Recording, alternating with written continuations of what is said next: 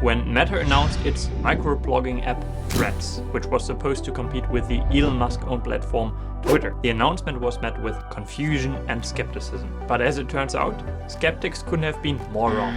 Threads is now the fastest growing app in history, reaching 100 million users in just 5 days, overtaking the record set by ChatGPT, which reached the milestone in 2 months. So I think I've got a ton of interesting thoughts on the current situation. What does this mean for Twitter? Is there space for 2 apps when it comes to text-based social media platforms? Does the success of Threads make Meta's stock an attractive investment now? And what are some of my first impressions? And then towards the end of the video, I will present a list of questions to which I don't have an answer yet, but would be curious to hear what you think. So without further ado, let's get started.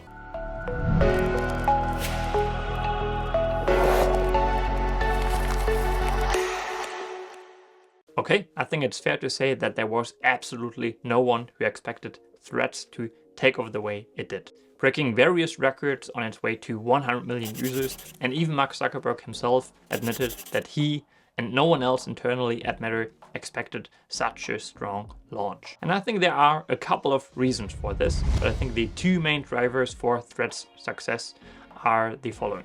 First, Twitter messed it up. And second of all, Zuckerberg and his team were very quick to use this moment of weakness to Meta's advantage. So maybe first of all, how did Elon Musk manage to mess up the situation at Twitter so badly?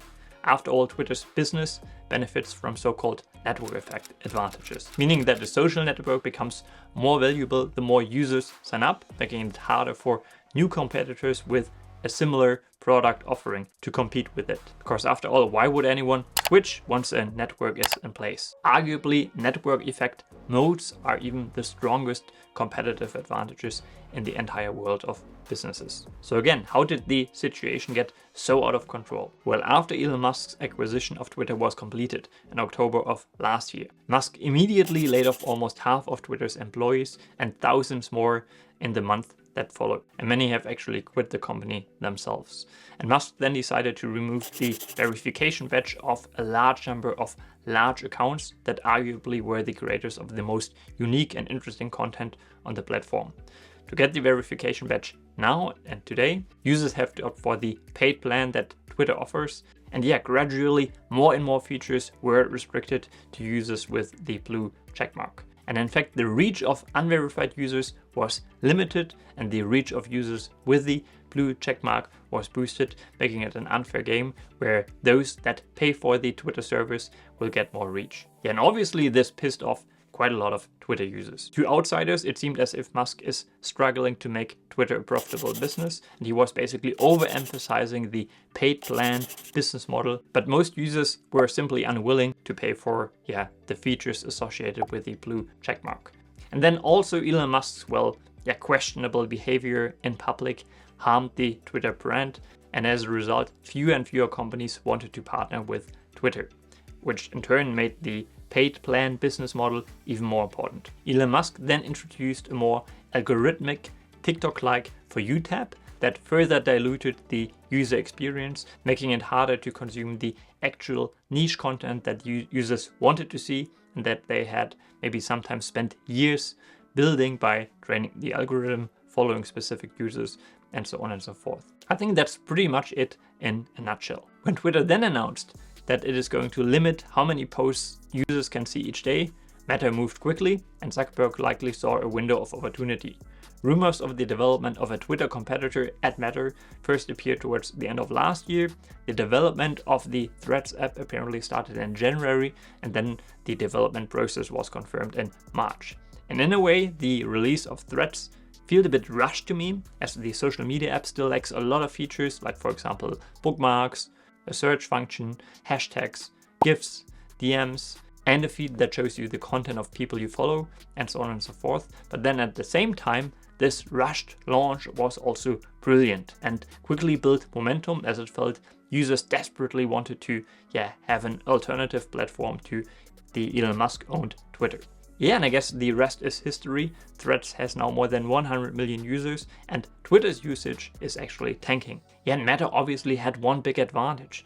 Meta benefited from the integration of Threads into its Instagram app, as the sign-up process requires users to log into the app through their Instagram accounts, which is then used to populate the profile details and follow lists. Here's what I wrote on Twitter on the day of Threads launch. One of the biggest challenges of Twitter has always been that when a new user sets up an account, his or her feed is blank at first.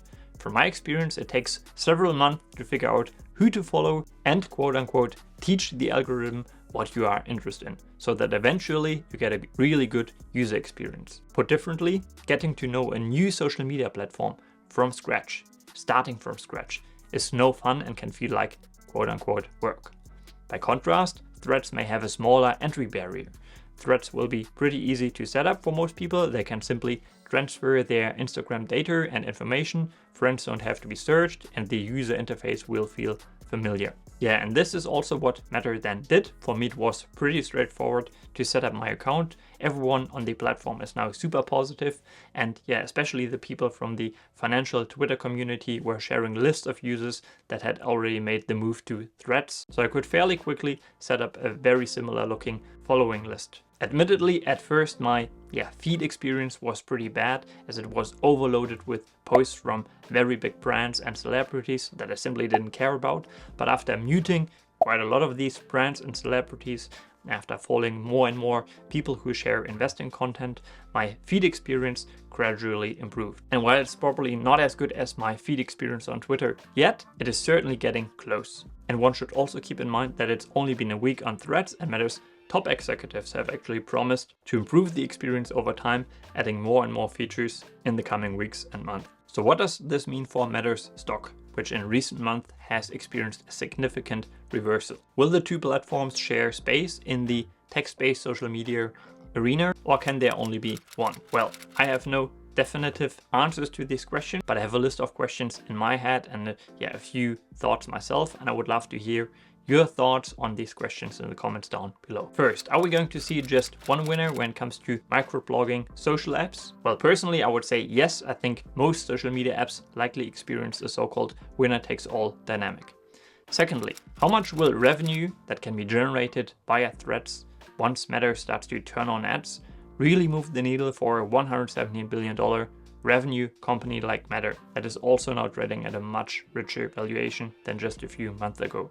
For context, Twitter generated around $5 billion in revenue in its last year of being a public company. 3. When will Meta turn on ads? Personally, I think they will take a similar approach like with Reels, slowly starting to experiment with this new ad format, but I wouldn't be surprised if we see no ads on the platform in the first year of its existence. 4. How many users can Threads reach at maturity? Twitter currently has around 353 active annual users and around 237 daily active users. But Zuckerberg has actually publicly said that he thinks a text-based social media app should have the potential to reach more people. Let me just show you a short clip from a recent appearance of Zuckerberg on the Lex Friedman podcast. I always thought that, Twitter should have 1 billion people using it, or whatever the thing is that that basically ends up being in that space. And for whatever combination of reasons, again, these companies are complex organisms, and it's very hard to diagnose this stuff from the outside. Why doesn't a text-based comment as a first citizen-based social network have 1 billion users? Well, I just think it's hard to build these companies. So it's it's not that every idea automatically goes and gets 1 billion people. It's just that I think that idea, coupled with good execution, should get there. So can Threads really reach 1 billion users, and when? Let me know in the comments down below. 5. Matter is unarguably the king of online advertising. So can they monetize the Threads or Twitter format much more successfully than Twitter monetized it? And if so, to what degree? 6. Could Threads potentially cannibalize Matter's Instagram ad business?